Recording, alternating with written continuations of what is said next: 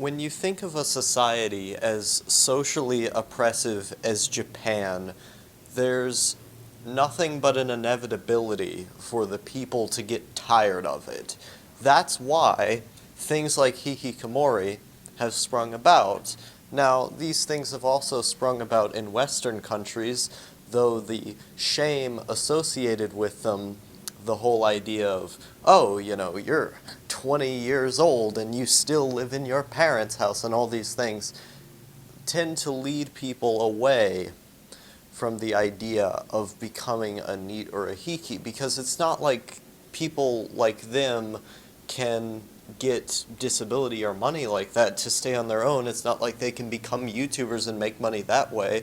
Not everyone has as many mental illnesses as I do to qualify for disability. So they end up just leeching off their parents their entire life. And in the US, people tend to want you to leave the home by 18. That's just culturally what you're supposed to do. It's always been that way. Things are kind of changing these days, but that's how it's been. Whereas in Japan and in Asian cultures, the idea of staying in your parents' house is kind of a normal thing, because once the parents get old, you are expected to take care of them and to stay in the same home with them to take care of them. Now, granted, this is while having a job, but that beginning foundation for everything is already there. There's no stigma associated with staying within the parents' house. Now, obviously, there's a stigma behind being a Hikki or behind being a Freeder or a NEET, because that goes against what society as a whole wants, but there's not enough shame associated with staying in the home. That creates a foundation. And so, the pressures of society become so great that they end up just withdrawing completely. That I don't want to do this school thing anymore, because school in Asian countries is super, super, super arduous. They make you do all these different terrible, terrible exercises that just end up stressing people out. The competition of it stresses people out. It's abnormal, unhuman, these things that people weren't really designed to do. They're forced into an environment where they have to.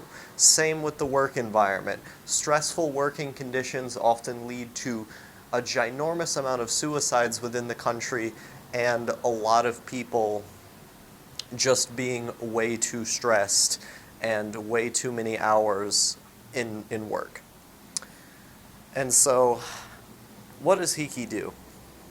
It allows people to get away from those situations and for them to take up their own life.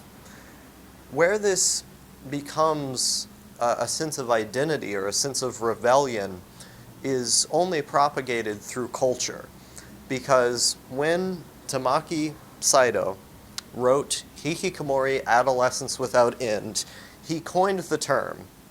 And by way of coining the term, many people found it and identified with it. Because think about before that term was invented, think about before that book was released and had a massive influence on the Japanese landscape.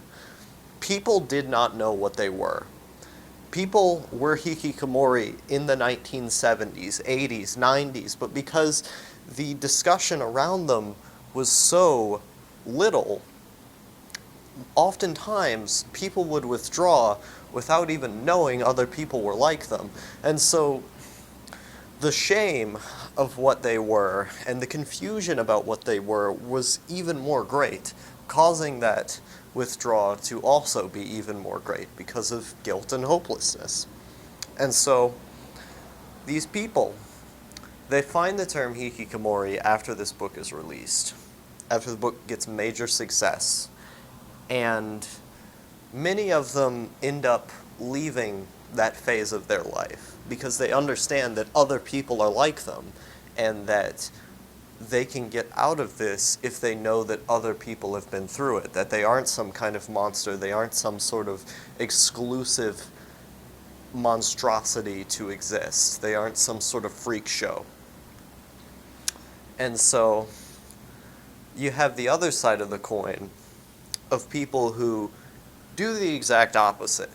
They look at the term and they start to create an aesthetic around it.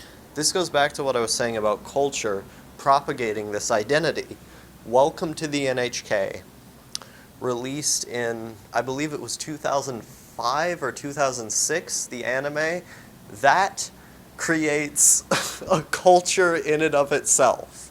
That show is basically about this guy named Sato who stays in his room all the time, super difficult for him to go outside. He ends up getting into anime and just indulging into that with his friend Yamazaki, who lives next door. The light novels of that show was subsequently based on was written by a Hikikomori himself, who had wrote the book in an attempt to get himself to change from isolation and to live on. You know, the ending of spoilers for Welcome to the NHK. The ending has Sato growing up and leaving his room and getting a wage slave job and living normie lifestyle because he just can't sustain that life anymore because his parents can't afford it. And so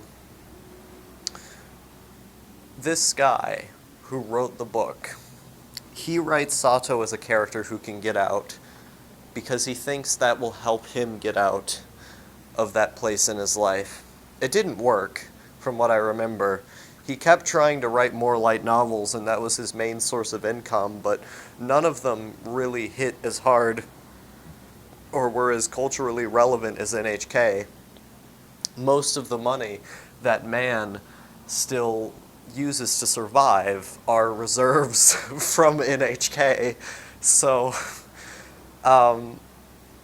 you find these people who watch the show and they identify with it and they say, hell no, I'm not going back to Japanese society. This is fucking terrible. And so you have these artists. They start to create songs, you know, Hatsune Miku Vocaloid shit, stuff like Motivation is Dead by I believe it was Pinot Chip. That song's basically just a Vocaloid song about being a NEET. Or you have like more Hikikomori anime coming out like Chaos Head, the visual novel adaptation, or Rasen Maiden, and things like that. And all of these sort of collectively have an aesthetic to them of the loner who's in this big, you know, room full of trash and never leaves and all these other things. 2chan, the Japanese image board, begins to adopt this sort of mindset. As these images of Hikikomori art and of Hikikomori anime begin to just circulate within culture, you have a sect of people who decides that's going to be their identity, that's going to be their lifestyle, because real life, the real world, just isn't what they want to partake in. It isn't a matter of agoraphobia or schizophrenia or social anxiety or societal pressures anymore. It's an issue of realizing that those societal pressures were never worth it in the first place. That even when you get over the anxiety caused by that, even when you are able to deal with the constant stress of working, it was never worth it. That's the Hikikomori mindset. That is rebelling against the system. That's the appeal of rebelling against the system, because they realize that it's an immoral system that was never for you in the first place. And what these people end up doing, after culture and media and terms like Hikikomori themselves give them something to identify with, they create a group around it. And this group is actively rebelling against what normal mainstream culture wants of you. And so, Hikikomori becomes counterculture. It becomes a movement within society that says mainstream society, the paradigms that are currently in place, are fucked up and we don't like them. And what we're going to do is go to the logical extreme against those paradigms, which is to stay in your room and contribute nothing economically, contribute nothing to the GDP. That's in fact how the Japanese government often defines hikikomori, as people who do not actively contribute to the GDP. And in many ways, they're taking away from it, making the economy worse, getting on welfare. Well, not getting on welfare in Japan, but you know what I mean. So, this is how you rebel against society. You do all of the things that society is telling you not to do in the most extreme fashion. And then you have a big group of people who are also doing that, and you create an identity around it. You create terms, you create art, you create music that identifies with that culture going against the mainstream. That is why hikikomori is counterculture. That's what makes it different. That's what makes it an identity for people. And honestly, it's one I'm fascinated with because, as I've tried to explain in my videos like Organized Chaos, the Hikikomori's Room, and all these different things, I kind of touched on this idea that hikikomori is something that is, actively rebelling against society, and the aesthetic of one's room can even say that your room is so dirty and gross and filled with things all over the place, disorganized, that a traditional room of the working man would be clean. It would because that's what society tells you to do. Typically, that's the smart thing to do if you want to know where everything is. And these people, they say, fuck that, I'm going against culture. And I think that's really fascinating. I think the things that can be extrapolated from that lifestyle and from the things that those people in that lifestyle surround themselves with can be really interesting.